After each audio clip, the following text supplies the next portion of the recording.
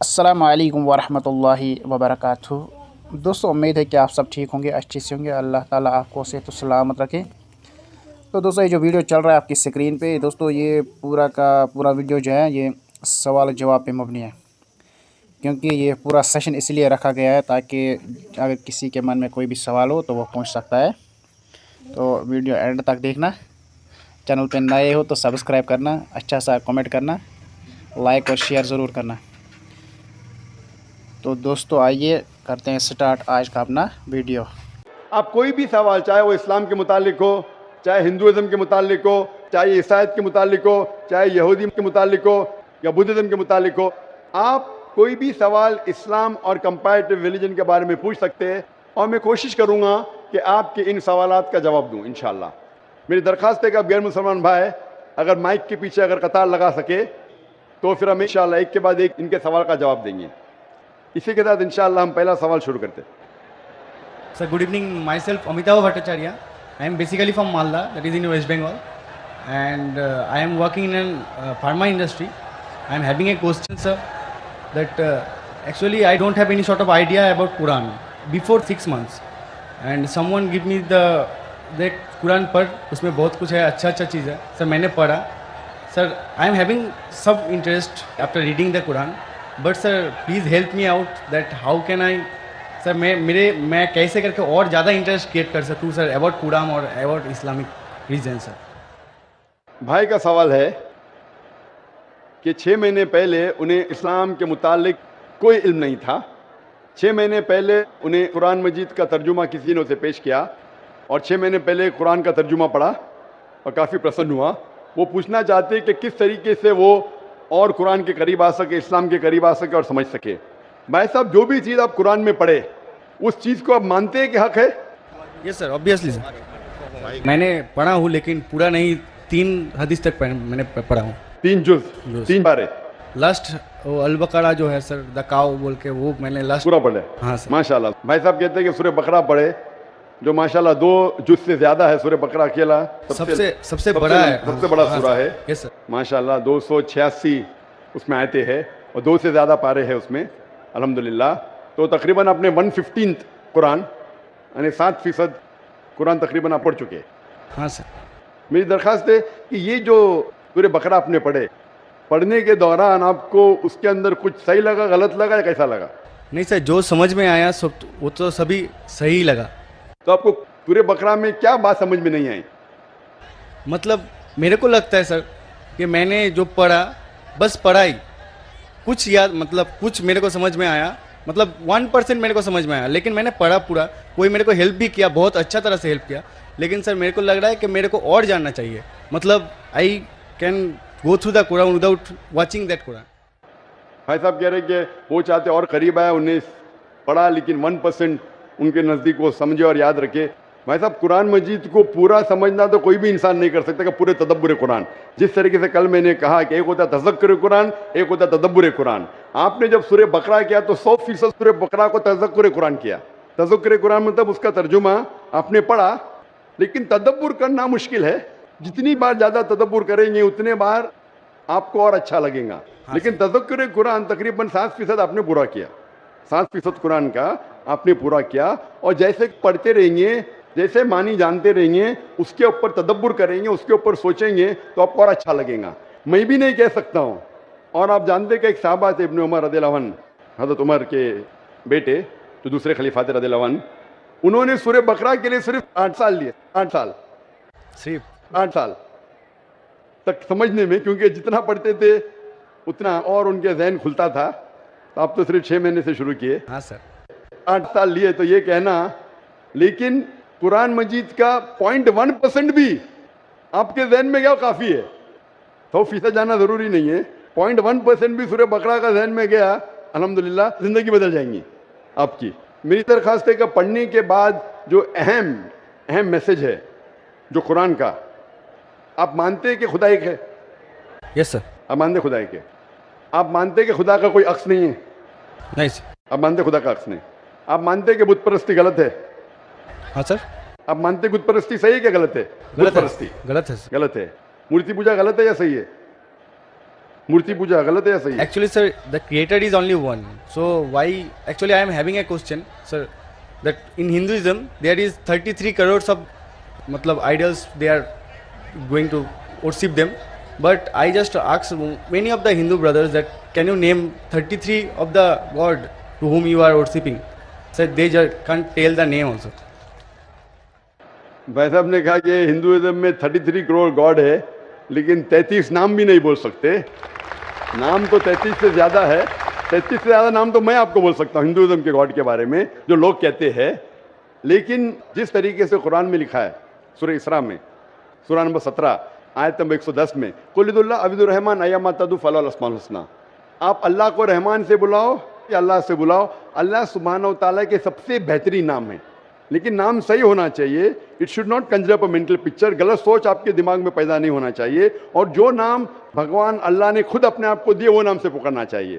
तो अल्लाह को दूसरे नाम से पुकारने में कोई हर्ज नहीं है, लेकिन सही नाम होना चाहिए। ऐसा नाम नहीं जिससे अल्लाह की बेहुरमती हो। Yes, sir. It should be a correct name. तो उस तरीके से कुरान मजीद में मिनिमम 99 सिफात है अल्लाह सुब्हानहू व तआला के। तो उसी तरीके से वेद जब आप पढ़ेंगे, वेद के अंदर भी सिफात है, इसमें मुझे कोई एतराज़ नहीं। लेकिन ये बोलना कि ये भगवान है, वो गलत है। जैसा मैंने कल, आपने तकरीर सुनी मेरी, कल सवाल जवाब में थे आप? नहीं सर। आप वेद जब पढ़ते हैं, वेद में लिखा है यजुर्वेद चैप्टर नंबर 32 श्लोक नंबर 3 में, न तस्य प्रतिमा अस्ति, उस ईश्वर, उस भगवान, उस खुदा की कोई प्रतिमा नहीं। प्रतिमा एक संस्कृत लफ्ज है Yes, sir. जिसके मानी है अक्स, That's, picture, yes, sir. Photograph, painting, idol, sculpture, statue. तो लिखा है यजुर्वेद में, न तस्य प्रतिमा अस्ति, उस ईश्वर, उस भगवान, उस खुदा का कोई अक्स नहीं, कोई पिक्चर नहीं, कोई पेंटिंग नहीं, कोई फोटोग्राफ नहीं, कोई आइडल नहीं, कोई स्टैच्यू नहीं, कोई स्कल्पचर नहीं। तो ये आप इस बात को मानते क्या? नहीं पूछता हूं मैं। Yes, sir. आप मानते हैं कि भगवान there का is कोई no अक्स नहीं, structure. कोई स्टैच्यू नहीं। Yes. तो आप मानते हैं कि मूर्ति पूजा गलत है क्या सही है? Obviously, according to that, sir, it is wrong. गलत है, बेशक। आप कुरान मजीद पढ़ने के बाद, जब पढ़े आपने 6 महीने से, उसके बाद आप ये यकीन करते हैं कि मोहम्मद सल्लल्लाहु अलैहि वसल्लम पैगंबर है? Yes, sir. Prophet. आप मानते हैं? Yes, sir. आप मानते हैं मोहम्मद सल्लल्लाहु अलैहि वसल्लम खुदा के पैगंबर है? Yes, sir. आप मानते हैं खुदा एक है? आप मानते हैं मूर्ति पूजा गलत है? और आप मानते हैं मोहम्मद सल्लल्लाहु अलैहि वसल्लम आखिरी पैगंबर है? Yes, sir. आप मानते हैं। तो ये जो शर्त है, ये 2 शर्त के मानना, अल्लाह एक है, अल्लाह के अलावा कोई माबूद नहीं, और ये मानना कि मोहम्मद सल्लल्लाहु अलैहि वसल्लम उसके आखिरी पैगंबर है, ये बुनियादी बात है इस्लाम में। इस्लाम में दाखिल होने के लिए बुनियादी बात है। अगर आप इसको मान ले तो आप इस्लाम में दाखिल हो सकते। बाद में नमाज, ज़कात, फिर जो चैरिटी देना, रोज़ा, वो सब बाद में। लेकिन अगर ये 2 चीज़ को आप मानते तो आप इस्लाम में दाखिल हो सकते। जैसे स्कूल में आप दाखिला लेते, हाँ सर, बेसिक। हाँ, बेसिक पढ़ते, बाद में फिर आप 1st, 2nd, 3rd, 4th आगे बढ़ते। तो इस्लाम में दाखिल होने के लिए ये शर्त है कि आप मानो कि खुदा एक है और उस खुदा के अलावा कोई माबूद नहीं है, और आप ये मानो कि मोहम्मद सल्लल्लाहु अलैहि वसल्लम आखिरी पैगंबर है। तो ये अगर आप 2 चीज़ मानते हैं तो आप इस्लाम में दाखिल हो सकते। Yes sir. तो आप चाहते हैं इस्लाम में दाखिल होना? यस सर, ऑलरेडी हो चुका हूँ सर। हो चुके, माशाअल्लाह। चाहते क्या कलमा पढ़े? सर, आप चाहते क्या कलमा पढ़े? Sir yes. आप चाहते कलमा पढ़े? क्योंकि जो मैंने कहा उर्दू में कहा, अगर अरबी में कहेंगे तो इसे कलमा कहता हूँ, तर्जुमा भी करूंगा। सर, प्रोनाउंसिएशन में थोड़ा प्रॉब्लम चलेगा, प्रोनाउंसिएशन, तर्जुमा मीन समझ गए काफी है। प्रोनाउंसिएशन गड़बड़ हो गई तो अल्लाह माफ करेगा, तर्जुमे में गड़बड़ नहीं होना चाहिए। मेन दिल में ईमान है, प्रोनाउंसिएशन जरूरी नहीं है। Yes sir. मेन चीज है, बाद में इंशाअल्लाह प्रोनाउंसिएशन आ जाएगा। लेकिन आपको मुसलमान बनने के लिए कोई भी जबरदस्ती कर रहा है कि आप दिल से बनना चाहते? नहीं सर, वैसा तो बात नहीं है। Actually I just want to know Quran totally, मतलब आई सर ऐसे ना पूरा हदीस मैं कंप्लीट कर लूँ। पूरी हदीस तो मैंने भी कंप्लीट नहीं किया, हदीस बहुत है, लेकिन मैं पूछना चाहता हूँ कि आपको कोई भी जबरदस्ती कर रहा है इस्लाम कबूल करने के लिए? No sir. आप अपने दिल से करना चाहते हैं? Yes, sir. आप पे कोई भी दबाव, नहीं ऐसा कोई भी प्रेशर? नहीं सर, ऐसा कोई भी रिश्वत नहीं दे रहा है ना? नो नो सर, ऐसा हाँ? कुछ। तो आप दिल से कबूल करना चाहते हैं तो इंशाल्लाह मैं अरबी में कहूँगा, आप उसे दोहराइए। अशहदु अशहदु अल्लाह अल्लाह इलाहा इलाहा इल्लल्लाह इल्लल्लाह व अशहदु वशहदु अन्ना अन्ना मुहम्मदन मुहम्मदन अब्दुहु अब्दुहु व रसूलुहु। वरसूलुहु। मैं शहादत देता हूँ मैं शहादत देता हूँ कि अल्लाह अल्लाह के अलावा कोई माबूद नहीं और मोहम्मद सल्लल्लाहु अलैहि वसल्लम उसके पैगंबर और बंदे हैं। माशाल्लाह, आप मुसलमान बन चुके और मैं अल्लाह सुब्हानहू व तआला से दुआ करूँगा कि इंशाअल्लाह आपको सबसे बेहतरीन ज़िंदगी दी इस दुनिया में और आखिरत में। और इंशाअल्लाह मेरी ये दरख्वास्त है आपसे कि आप कुरान मजीद का तर्जुमा पढ़िए। आप सूरह बकरा पढ़ लीजिए, भी आगे सूरह इमरान और सूरह निसा तीसरा, चौथा, पांचवा जुज़ पढ़ते जाइए। इंशाअल्लाह जो समझ में आता है वो समझिए। अगर कोई मुश्किलात पेश आते आप पूछ सकते। वही सर मेरे को बहुत हेल्प कर रहा है सर, इसलिए उसके लिए मैं सक्सेस हुआ हूँ, उतना तक गया हूँ सर। बकायदा कल करके सर नेक्स्ट कुरान मतलब नेक्स्ट हदीस स्टार्ट किया हूँ सर रिसेंटली। नेक्स्ट जुज़ आपकी हदीस ने जुज़, हाँ आपको कहना चाहिए जुज़, आपने बाय मिस्टेक आपके मुंह से हदीस निकला। जुज़ या पारा बोलते, हमारे हिंदुस्तान में पारा बोलते, अरब ज़बान में जुज़ बोलते। तो 2-2.5 पारे मुकम्मिल हो चुके हैं माशाल्लाह। आस्ते आस्ते इंशाअल्लाह आप अगर पढ़ेंगे, जितना समझ में आता है समझ लीजिए, आगे पढ़िए, फिर वापस से शुरू कर सकते हैं आप। और कुछ भी आपको अगर और कुछ सवाल आते हैं तो इंशाल्लाह आप ईमेल से पूछ सकते हैं। मेरा ईमेल है zakir@irf.net। सर मैंने आपको फ्रेंड रिक्वेस्ट सेंड भी किया था, उधर से एक्सेप्ट भी हो गया। आ गया ना माशाल्लाह, क्योंकि ईमेल तकरीबन 1000 से ज़्यादा रोज़ आते, कभी कभी लेट हो जाता है, उसके लिए माजरत चाहता हूँ, क्योंकि demand is more than supply. और आप पीस टीवी देख सकते हैं। बहुत से शक जो आपके दिमाग में आते हैं इंशाल्लाह पीस टीवी की तकरीर देखते ही इंशाल्लाह काफ़ी दूर हो जाएंगे। Hope that answers the question इंशाल्लाह। Thank you sir. गर्च बुत है जमात की आस्तीनों में, गर्च बुत है जमात की आस्तीनों में, मुझे है हुक्म आज़ां ला इलाहा इल्लल्लाह। अब हम चलते हैं माइक नंबर 2 पर। माइक नंबर 2 पर अगर कोई गैर मुस्लिम भाई हैं तो वो अपना सवाल कर सकते हैं माइक नंबर 2 से। मेरा नाम सुकांत चंद्र है, मैं मुर्शिदाबाद जिला का बेलडंगा से आया हूँ। मेरा सवाल है इस्लाम और राजनीति में क्या फ़र्क है, मुझे ये जानना है। वैसे मैं जानना चाहता हूँ किधर खड़े, इतना बड़ा सैलाब है इंसानों का, पूरा समुंदर है। सेकंड माइक्रोफोन किधर है? माशाल्लाह उधर सेकंड माइक्रोफोन। जी हाँ, सेकंड माइक्रोफोन उधर है ना? हाँ जी हाँ। भाई साहब का सवाल है कि वो जानना चाहते इस्लाम और राजनीति में फ़र्क क्या है। इस्लाम आता है लफ्ज़ सलाम से, जिसका मानी अमन। और कोई भी इंसान अगर अपनी ज़िंदगी अल्लाह सुब्हानहू व तआला के अहकामात के मुताबिक बसर करता है उसे कहते हैं मुस्लिम। इस्लाम मतलब अमन हासिल करना अल्लाह सुब्हानहू व तआला के अहकामात पे अमल करने के बाद। राजनीति है जिसे कहते हैं अंग्रेजी में पॉलिटिक्स। पॉलिटिक्स से किस तरीके से राज को चलाना, राजनीति किस तरीके से राज को चलाना, किस तरीके से मुल्क को चलाना, देश को चलाना। इस्लाम एक मुकम्मल दीन है। Islam has the solution to all the problems of humanity. इस्लाम एक मुकम्मल दीन है, वो सिर्फ कुछ चीज़ों के बारे में जिक्र नहीं करता, बल्कि मुकम्मल दीन है जो एक इंसान को किस तरीके से ज़िंदगी बसर करना चाहिए इस दुनिया में उसके बारे में जिक्र करता है। ये पॉलिटिक्स लफ्ज़ जो है आज की तारीख में, पॉलिटिक्स अक्सर गंदा हो चुका है। तो लोग जब पॉलिटिक्स बोलते हैं तो लोग समझते हैं गंदा शब्द है, लेकिन इस्लाम में अल्हम्दुलिल्लाह किस तरीके से देश पे हुकूमत करना उसके बारे में भी जिक्र है। आज की पॉलिटिक्स और इस्लाम में ज़मीन आसमान का फ़र्क है, लेकिन इस्लाम में पॉलिटिक्स है। इस्लाम मानता है खिलाफत में एक खलीफा होता है, और वो खलीफा जो सारी खिलाफत में ऊंचा दर्जा लगता है वो डिसीजन लेता है बेस्ड ऑन कुरान एंड सही हदीस। तो कुरान जिस तरीके से हर मुल्क का एक कॉन्स्टिट्यूशन होता है, आखिरी कॉन्स्टिट्यूशन दुनिया का ये Quran is the world constitution. सारी दुनिया का कॉन्स्टिट्यूशन कुरान है। किस तरीके से जिंदगी को बसर करना चाहिए, क्या चीज फर्ज है, क्या चीज हराम है, क्या चीज मुबाह है, इसमें सारी डिटेल है। और इसकी जो तशरीह है या तफसीर आप बोलेंगे वो है सही हदीस, अल्लाह के रसूल की सही हदीस, जो अल्लाह के रसूल ने कहा, जो सही हदीस है। ये दोनों को लेके अगर आप मुल्क या दुनिया को चलाएंगे तो ये इस्लाम के मुताबिक चलेंगे और हमेशा इंशाअल्लाह दुनिया में अमन रहेगा। अफसोस की बात है कि आज दुनिया में एक भी मुल्क नहीं है जो मैं कह सकता हूं कि 100% कुरान और सही हदीस पे चल रहा है।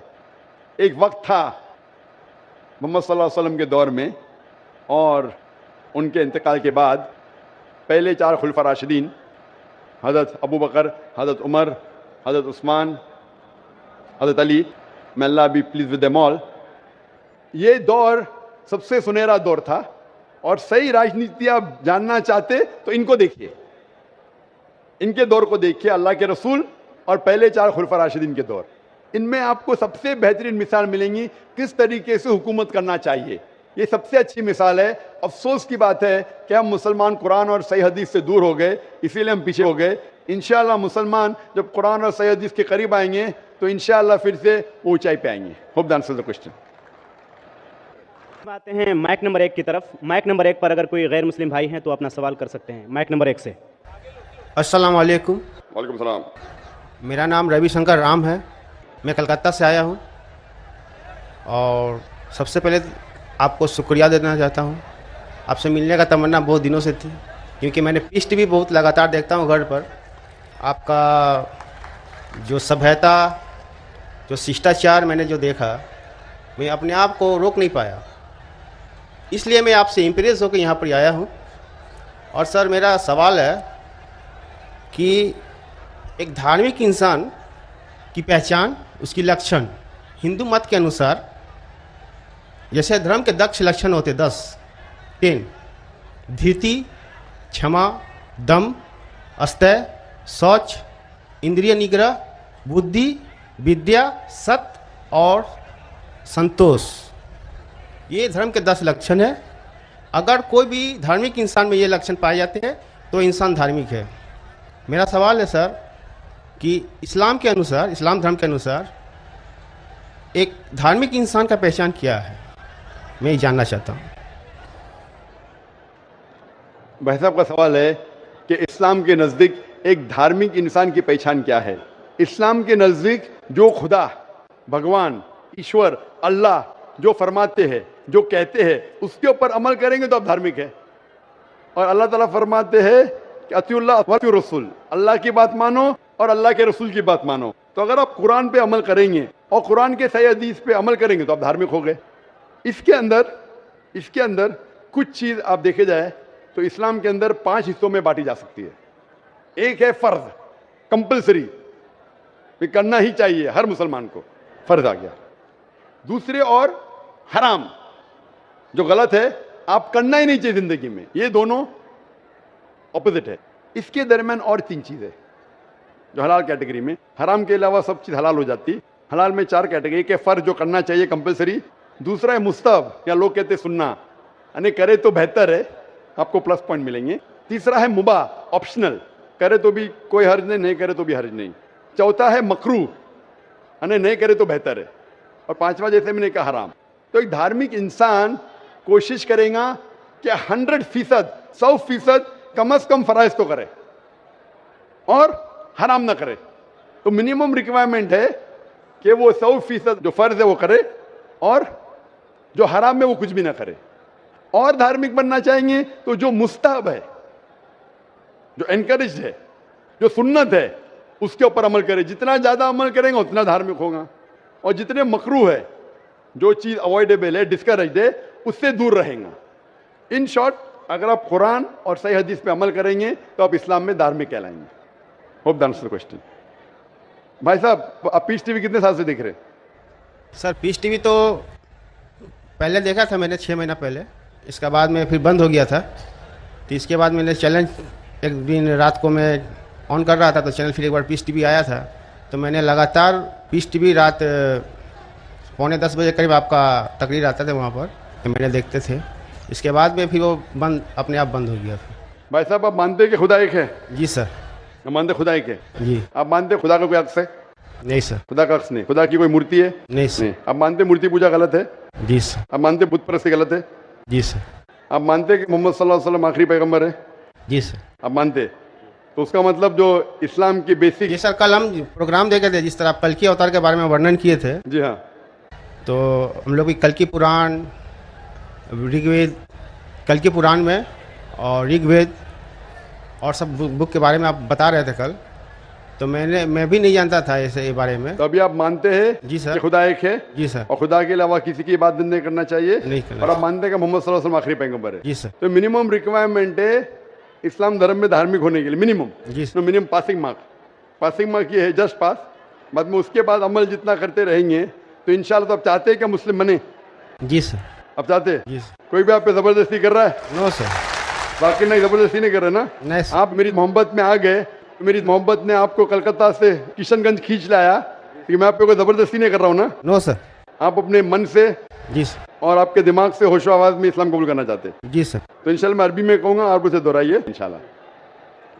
अशहदु अशहदु अल्लाह अल्लाह इलाहा इलाहा इल्लल्लाह इल्लल्लाह व अशहदु व अशहदु अन्ना अन्ना मुहम्मदन मुहम्मदन अब्दुहु अब्दुहु व रसूलुहु। व रसूलुहु। मैं शहादत देता हूँ मैं शहादत देता हूँ कि अल्लाह के अलावा अल्लाह के अलावा कोई माबूद नहीं कोई माबूद नहीं और मोहम्मद सल्लल्लाहु अलैहि वसल्लम वसल्लम उसके पैगंबर और बंदे हैं। बंदे हैं। माशाल्लाह, आप मुसलमान हो चुके, और मैं अल्लाह से दुआ करूंगा कि इंशाअल्लाह को सबसे बेहतरीन ज़िंदगी दे इस दुनिया में और आखिरत में भी, और अल्लाह ताला आपको और हिदायत दे ताकि और आप अमल कर सके, और जो आपकी ख्वाहिश है कि आप इस्लाम में और धार्मिक बने। मेरी इल्तिजा आपसे कि आप इंशाअल्लाह कुरान मजीद का तर्जुमा पढ़िए, वो ज़बान में जो ज़बान पे आपको महारत है, हिंदी में तो हिंदी में पढ़िए, बंगाली में तो बंगाली में पढ़िए, और इंशाअल्लाह इसके ऊपर अमल कीजिए। और कोई अगर आपको शक और शुबा है तो इंशाअल्लाह आप ईमेल लिख सकते हैं zakir@irf.net में। Thank you sir. जज़ाकल्लाह, शुक्रिया, बहुत बहुत शुक्रिया। अगला सवाल माइक नंबर 3 से, वहां पर कोई अगर गैर मुस्लिम भाई हैं तो अपना सवाल कर सकते हैं। माइक नंबर 3 से। नमस्कार, मेरा नाम हरिपादु विश्वास, मैं बंगाल मालदा गाजोल से आया हूँ। मैं एक रिटायर फौजी हूँ और अभी मैं प्राइमरी टीचर हूँ।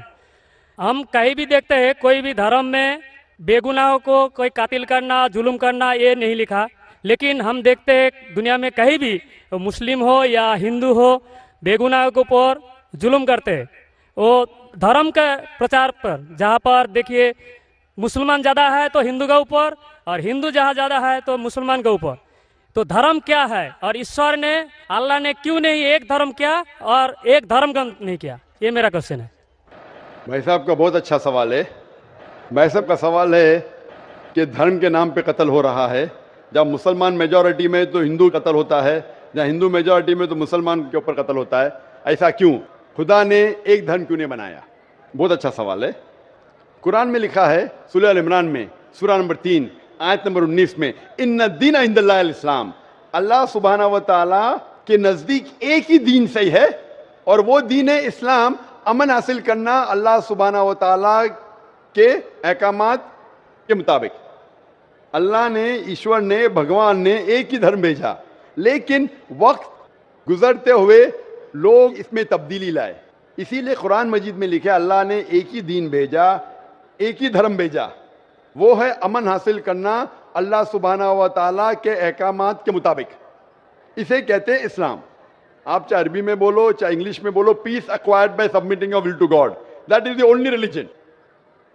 और अल्लाह सुब्हानहू व तआला ने हर दौर में पैगंबर भेजे, लेकिन जितने भी पैगंबर आए थे वो सिर्फ अपने वक्त के लिए महदूद थे और अपने लोगों के लिए थे। और जब भी पैगंबर भेजे, जब भी किताब नाजिल हुई, लोगों ने किताब को बदला और उसमें तब्दीली लाए, और एक नया मजहब पैदा हो गया, एक नया दीन पैदा हो गया। तो अल्लाह ने एक नई किताब भेजी, नया पैगंबर भेजा, लोगों ने उसके ऊपर अमल किया। फिर चंद साल के बाद, 10 साल, 20 साल, 50 साल, 100 साल के बाद उसमें तब्दीली आए, लोग ने अपने फायदे के लिए उसे बदला, और एक नया मजहब पैदा हो गया, एक नया धर्म पैदा हो गया। इस तरीके से अल्लाह ने कई किताबें नाजिल की, और हमारे रसूल फरमाते हैं मोहम्मद सल्लल्लाहु अलैहि वसल्लम, अल्लाह ने 1,24,000 पैगंबर इस दुनिया में भेजे। लेकिन अल्लाह सुब्हानहू व तआला ने आखिरी पैगंबर मोहम्मद सल्लल्लाहु अलैहि वसल्लम और आखिरी किताब, आखिरी वही कुरान मजीद 1400 साल पहले भेजी। और इसमें अल्लाह ताला फरमाते हैं कि क्योंकि ये आखिरी किताब है, ये सिर्फ मुसलमानों के लिए नहीं, सिर्फ अरबों के लिए नहीं भेजी थी, बल्कि सारी इंसानियत के लिए भेजी थी। और क्योंकि ये आखिरी किताब है, ये महदूद नहीं 10 साल के लिए, 100 साल के लिए, 1000 साल के लिए, जब तक क़यामत आएंगी उस वक्त तक के ये किताब सही रहेंगी। और क्योंकि मोहम्मद सल्लल्लाहु अलैहि वसल्लम आखिरी पैगंबर थे, वो सिर्फ मुसलमान या अरबों के लिए नहीं भेजे गए थे, वो सारी दुनिया के लिए भेजे गए थे। तो आज जो भी इंसान है, चाहे वो हिंदुस्तान में है, चाहे पाकिस्तान में, चाहे सऊदी अरेबिया में, चाहे यूएसए में, चाहे इंग्लैंड में, उसे आखिरी पैगाम अल्लाह का, खुदा का, उसके ऊपर अमल करना चाहिए, वो कुरान और आखिरी पैगंबर मोहम्मद सल्लल्लाहु अलैहि वसल्लम पे अमल करना चाहिए। फिर आपको अमन मिलेंगी और इंशाअल्लाह खून खराबा नहीं रहेगा।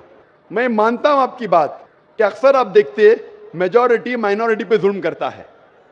मैं आपसे पूछना चाहता हूं भाई साहब, इस किशनगंज में मेजॉरिटी मुस्लिम की है क्या हिंदू की है? सर मेरे को तो पता नहीं, मैं बंगाल से आया हूँ, किशनगंज के बारे में। बंगाल किशनगंज का नहीं, लेकिन आज सुबह को जब हमारे हिंदू जितने इदारे के प्रेसिडेंट थे, चेयरमैन थे, वो कह रहे थे कि किशनगंज में 65% मुसलमान हैं और 35% हिंदू है। उसके बावजूद इस किशनगंज ये मिसाल है हिंदुस्तान में कि कभी भी हिंदू मुस्लिम का राइट नहीं हुआ। धर्म के नाम पे किसी मुसलमान ने कोई हिंदू को ना कत्ल किया, ना हिंदू ने मुसलमान को कत्ल किया। एक पॉलिटिशियन एमएलए साहब कह रहे थे खाली वोटिंग के टाइम पे कभी कभी होता है हिंदू मुस्लिम के अंदर किसको वोट देना, उसको छोड़ के कभी भी यहां दंगे फसाद नहीं हुए। तो ये मिसाल है कि मेजॉरिटी में होने के बावजूद आप देखते कितना अमन है।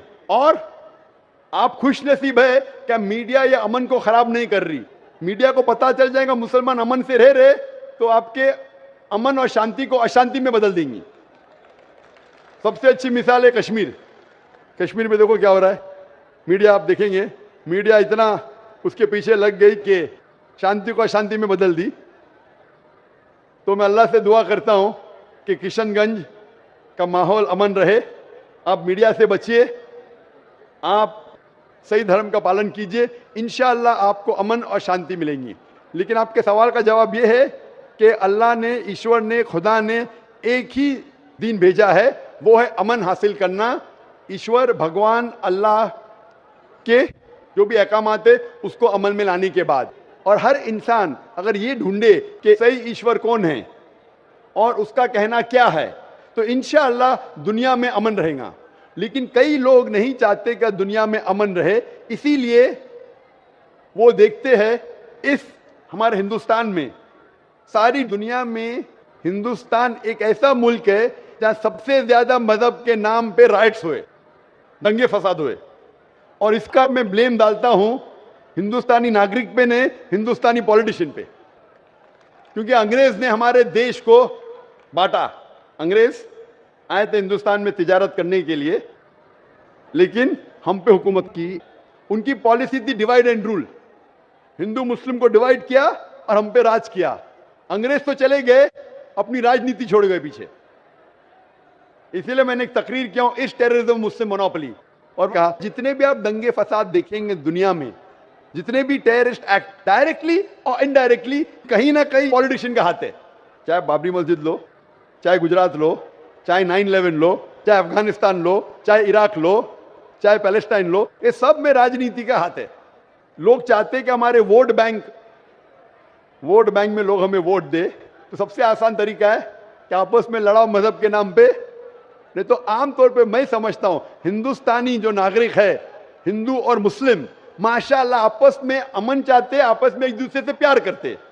लेकिन इस शांति, इस अमन को अक्सर कुछ लोग अपने फायदे के लिए इसको तोड़ना चाहते हैं, इसको भ्रष्ट करना चाहते। इसीलिए आप देखते कि ये राइट्स होते हैं। अल्हम्दुलिल्लाह किशनगंज एक मिसाल है, और मैं दरखास्त करूंगा किशनगंज के पॉलिटिशियन से कि इस अमन को इंशाअल्लाह बरकरार रखे।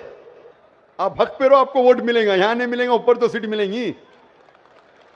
मैं हमेशा पॉलिटिशियन से कहता हूं आप हक पे जमे रहो, चाहे आपका नुकसान हो। यहां सीट नहीं मिलेंगी, ऊपर तो मिलेंगी। ये सीट तो टेम्परेरी है, ये सीट आपकी दुनिया की टेम्परेरी है। कितने साल जिएंगे आप? 50 साल, 60 साल, 80 साल, कितने साल जिएंगे? ऊपर की तो परमानेंट सीट है ना। ये सीट को छोड़िए, आखिरत की सीट की फिक्र कीजिए।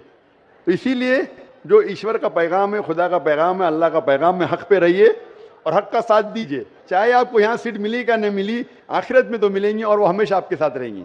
Hope that answers the question. सामईन से गुजारिश है कि जो जहाँ पर हैं वहीं बैठ जाएं। आगे बढ़ने की कोशिश न करें, परेशानी हो रही है। संजीदगी का माहौल बनाए रखें, जो जहाँ पर हैं बैठ जाएं, आगे न बढ़ें।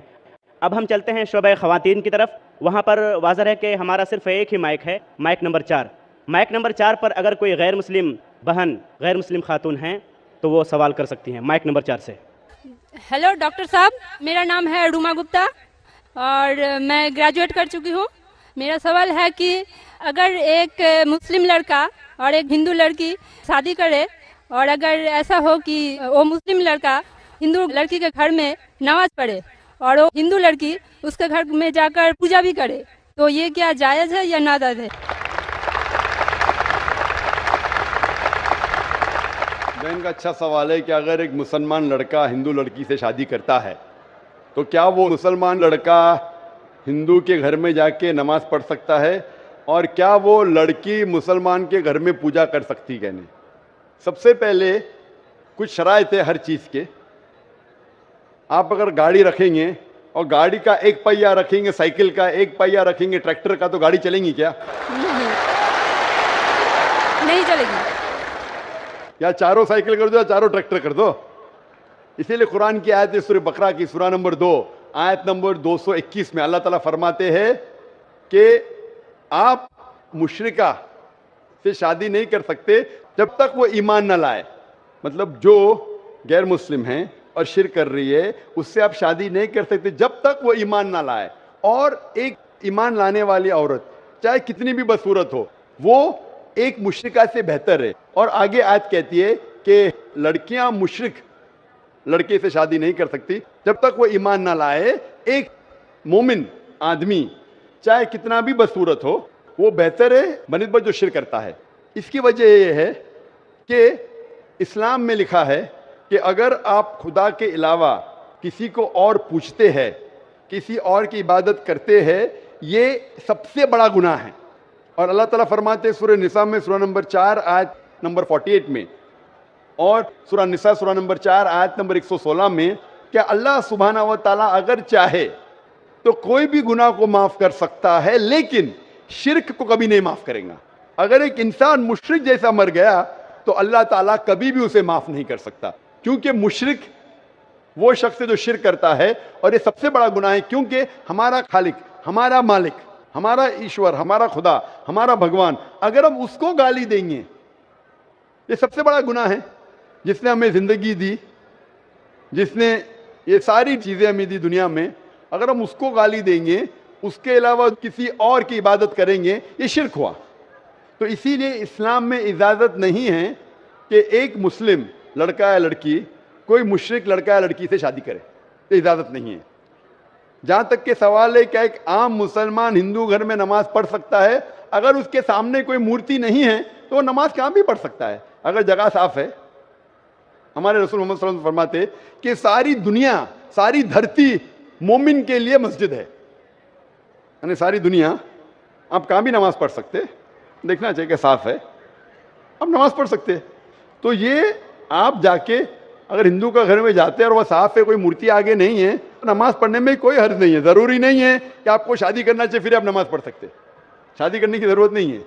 नमाज पढ़ने का अगर साफ जगह है तो कोई हर्ज नहीं। इसीलिए शादी के लिए शर्त है कि दोनों का ईमान हो। और अगर आप हिंदू मजहब पढ़ेंगे तो हिंदू मजहबी किताब में भी यही लिखा है जो मैंने पहले पेश किया, पहला जो सवाल था भाई साहब का, और मैंने कहा कि हिंदू मजहब में भी यही लिखा है, ना तस्य प्रतिमास्ति, उस ईश्वर, उस भगवान, उस खुदा का कोई अक्स नहीं, कोई मूर्ति नहीं, कोई फोटोग्राफ नहीं, कोई पेंटिंग नहीं, कोई पोर्ट्रेट नहीं, कोई आइडल नहीं, कोई स्टैचू नहीं। अगर ये मान ले कि कम से कम जो यकसा है हिंदू और इस्लाम के मजहबी किताब में, कम से कम उसके ऊपर अमल करे तो अक्सर हमारे मुश्किलात दूर हो जाएंगी। जो यकसा नहीं है उसको कल डिस्कस कर सकते। और अगर आप तहकीक करते हिंदू मजहब की किताब पढ़ते और इस्लाम मजहब की किताब पढ़ते, दोनों में लिखा है खुदा एक है, दोनों में लिखा है खुदा का कोई अक्स नहीं है, दोनों में लिखा है कि खुदा का कोई बुत नहीं है, दोनों में लिखा है कि खुदा के अलावा किसी और की इबादत नहीं करना चाहिए, दोनों में लिखा है कि आखिरी पैगंबर मोहम्मद सल्लल्लाहु अलैहि वसल्लम में, दोनों में लिखा है कि शराब नहीं पीना चाहिए। मैं हवाले दे सकता हूँ और मैं तकरीर एक दिया हूँ, similarities between Islam and Hinduism, इस्लाम और हिंदुइज्म में यकसानियत, दोनों किताब में आप अगर पढ़ेंगे कुरान मजीद में सूरह माइदा सूरह 5 आयत नंबर 90 में लिखा है कि शराब पीना हराम है। अब Manusmriti chapter number 9 verse number 225 पढ़ेंगे, उसमें लिखा है शराब पीना हराम है।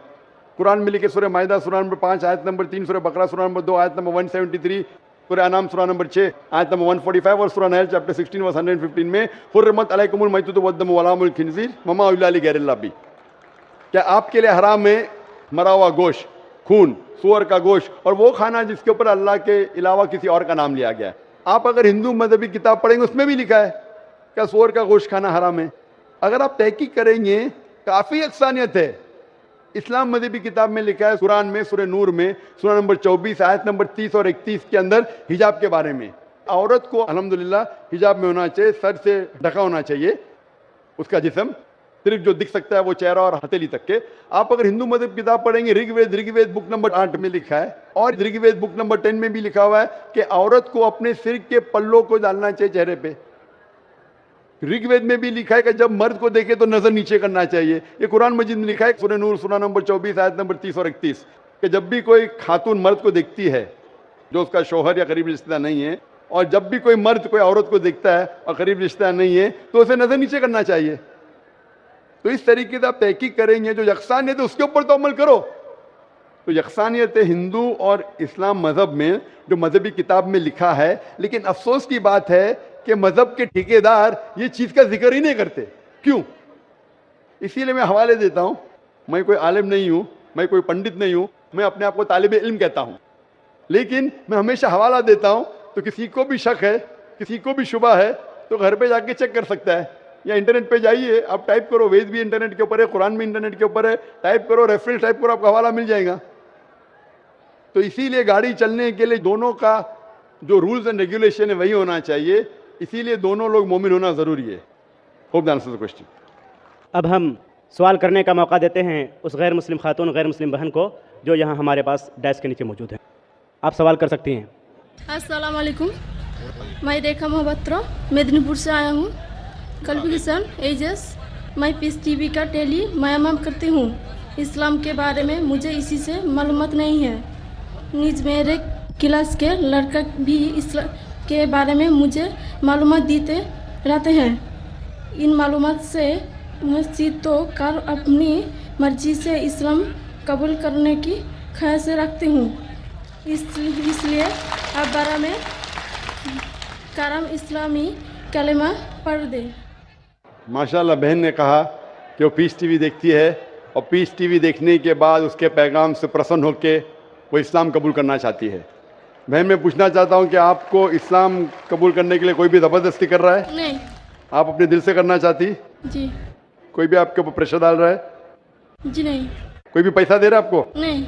माशाल्लाह, आप दिल से करना चाहती? हाँ। आप मानते हैं कि खुदा एक है? हाँ। भगवान एक है, मानते हैं आप? जी। आप मानते हैं कि मूर्ति पूजा गलत है? जी। आप मानते हैं कि मोहम्मद सल्लल्लाहु अलैहि वसल्लम आखिरी पैगंबर है? जी। आप मानते हैं। आप अपने दिल से कबूल करना चाहती? जी। कोई भी आपको ज़बरदस्ती नहीं लेके आए? क्योंकि इस देश में और इस्लाम धर्म में भी किसी को ज़बरदस्ती इस्लाम कबूल कराना हराम है। इस देश में भी किसी को भी एक धर्म से दूसरे धर्म में ज़बरदस्ती करना हराम है और इस्लाम में भी हराम है। लेकिन अगर कोई दिल से चाहता है तो इस देश में कोई भी आपको रोक नहीं सकता। इस देश में अगर कोई दिल से अपने मज़हब को तब्दील करना चाहता है और वो मज़हब से प्रसन्न है तो कोई भी उसे रोक नहीं सकता है। उसी तरीके से अगर कोई इस्लाम में आना चाहता है तो हम भी उसे रोक नहीं सकते। इंशाल्लाह मैं अरबी में कहूँगा और आप उसे दोहराइए। अशहदु अशहदु अल्लाह अल्लाह इलाहा इलाहा इल्लल्लाह इल्लल्लाह व अशहदु अशहदु अन्ना अन्ना मुहम्मदन मोहम्मदन अब्दुहु अब्दुहु व रसूलुहु। रसूल।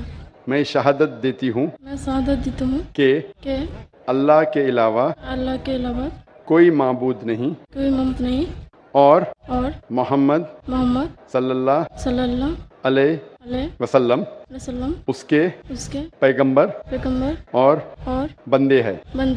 माशाल्लाह, मुसलमान हो चुकी है। और अल्हम्दुलिल्लाह मैं अल्लाह सुब्हानहू व तआला से दुआ करूँगा कि इंशाअल्लाह आपको इस ज़िंदगी और आखिरत में भी इंशाअल्लाह सबसे बेहतरीन ज़िंदगी दे। और इंशाअल्लाह ये अच्छा है कि अमन का पैगाम जो पीस टीवी से फैल रहा है, लोग अमन के करीब आ रहे हैं। और मेरी दरख्वास्त है कि जो भी यहाँ वॉलंटियर हजरात है जो भी इस्लाम कबूल कर रहा है उसे अगर हो सके तो कुरान मजीद का तर्जुमा दीजिए, उसका नाम और एड्रेस लिख लीजिए। अगर उनको कोई शक है या कोई भी उनको डाउट है इस्लाम के बारे में तो आप लोग उसे दूर करना चाहिए। और कभी भी कोई गैर मुस्लिम अगर इस्लाम मज़हब में आता है तो आपका फ़र्ज़ होता है कि आप अपने घर के दरवाजे खुले रखिए एंड ओपन आर्म से इंशाल्लाह ये लोगों को वेलकम कीजिए। माशाल्लाह, मैं शुक्रगुजार हूँ आपका बहन, और मैं उम्मीद रखता हूँ कि आप ये पैगाम को आगे पहुँचाएंगे। और मेरा एक अच्छा नाम रख दे। मुस्लिम नाम, बहन का कहना है कि एक अच्छा मुस्लिम नाम। बहन, मैं जो इस वक्त सोच सकता हूँ, आप अपने आप को आयशा कह सकती है। आयशा,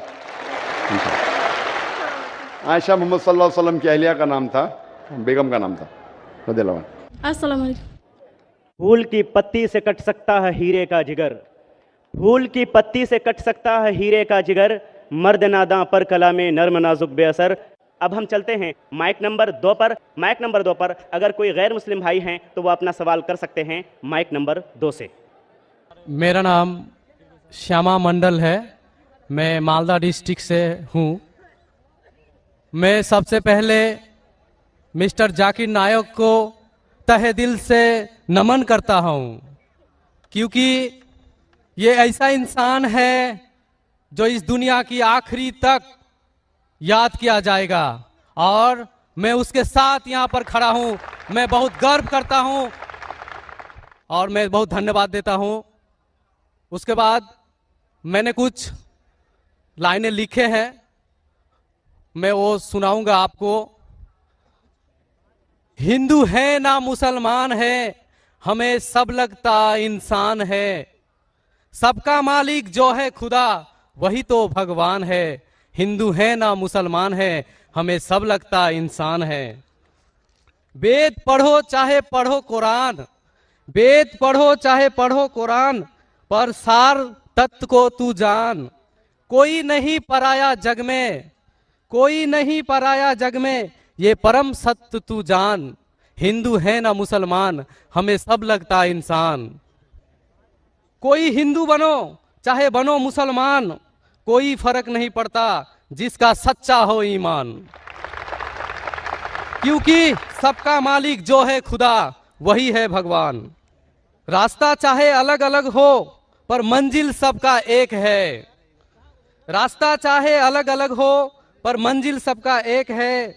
सबका मंजिल जो है खुदा वही तो भगवान है। और उस मंजिल तक पहुंचने के लिए मैं मानता हूं आप एक ऐसा सीढ़ी है और हम भटके का राह दिखाने वाला इस दुनिया में एकमात्र आप हैं। तो इस मेरे लाइन में आप कुछ बोलिए।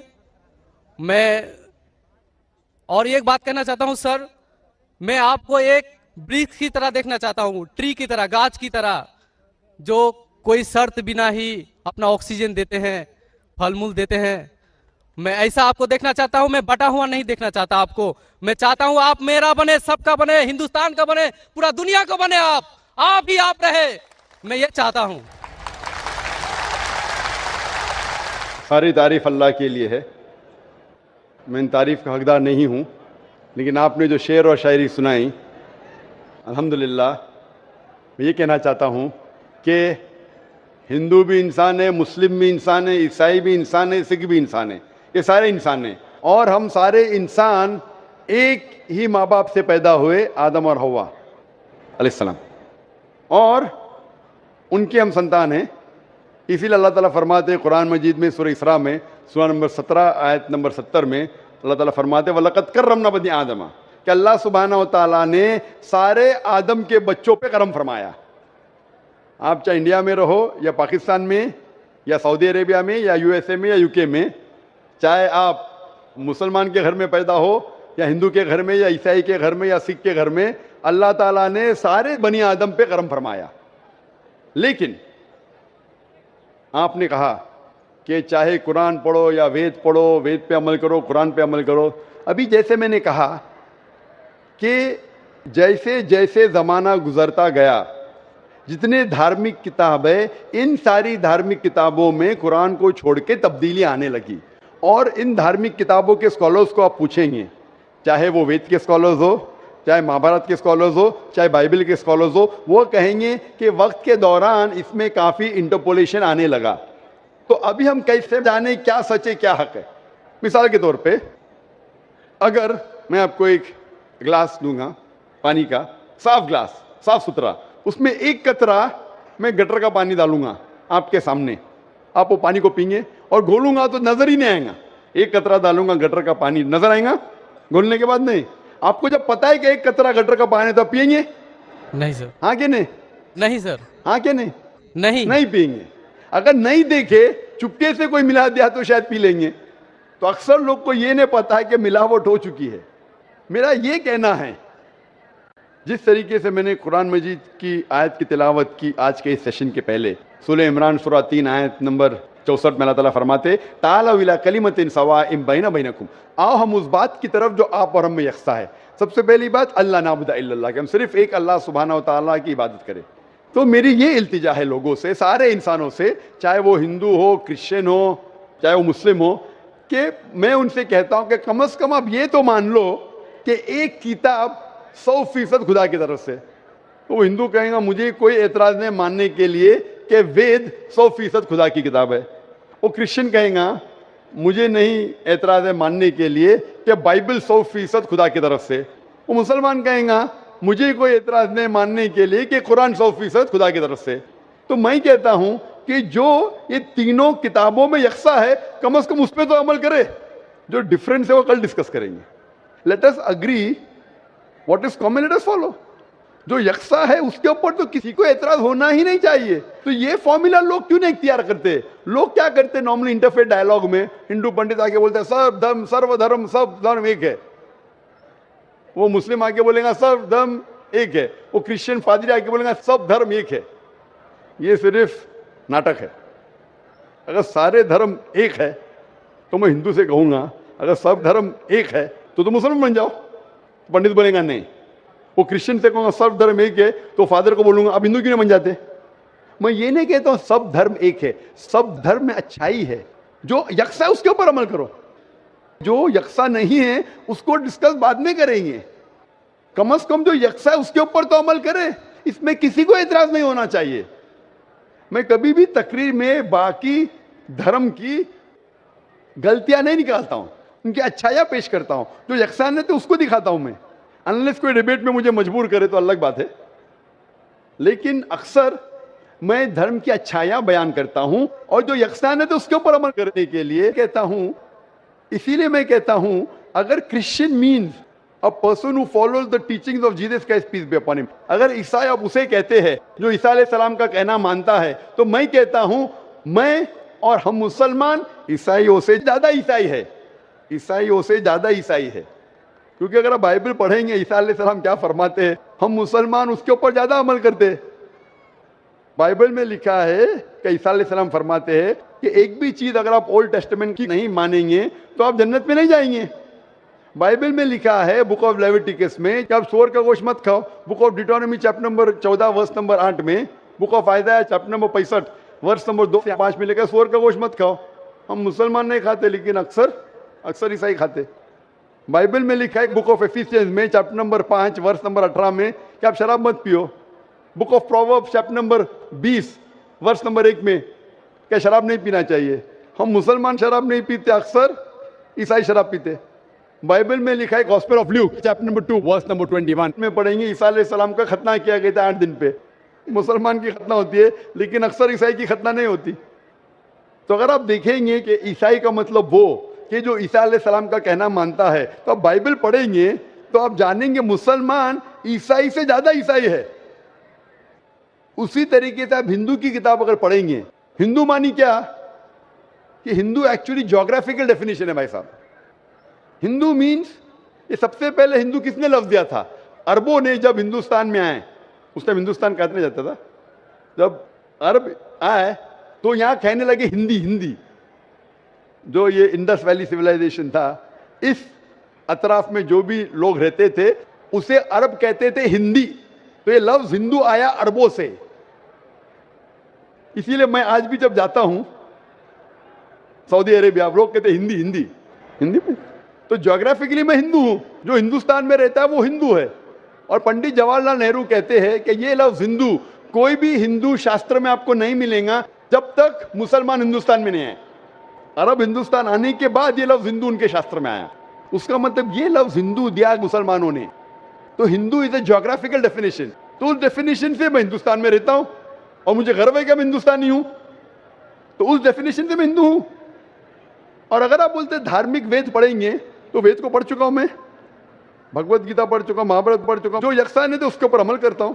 जो अहम है, जो ब्रह्म सूत्र हिंदुइज्म का एकम ब्राह्मण द्योत्या नास्ते नैना नास्ते किंचन, भगवान एक ही है, दूसरा नहीं है, नहीं है, नहीं है, जरा भी नहीं है। तो ये कहना मंजिल एक है और रास्ते अलग है, मंजिल एक है लेकिन रास्ते अलग है, ये कह रहे हैं।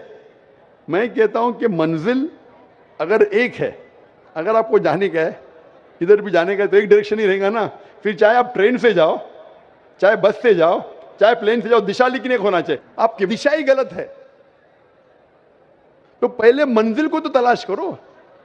मंजिल क्या है पहले वो तो जान लो। तो सारी धार्मिक किताब में मंजिल एक ही है कि खुदा एक है, उस खुदा का कोई अक्स नहीं है और सिर्फ उस खुदा की इबादत करना चाहिए। और सारी किताबों में, चाहे बाइबल हो, चाहे वेद हो, कुरान में लिखा है कि आखिरी पैगंबर जो आपको रास्ता दिखाएंगे मोहम्मद सल्लल्लाहु अलैहि वसल्लम है। बाइबल आप पढ़ेंगे, बाइबल में लिखा है गॉस्पेल ऑफ जॉन में चैप्टर नंबर 16 में वर्स नंबर 12 से 14 में ईसा अलैहिस्सलाम फरमाते हैं, I have many things to say unto you, but ye cannot bear them now.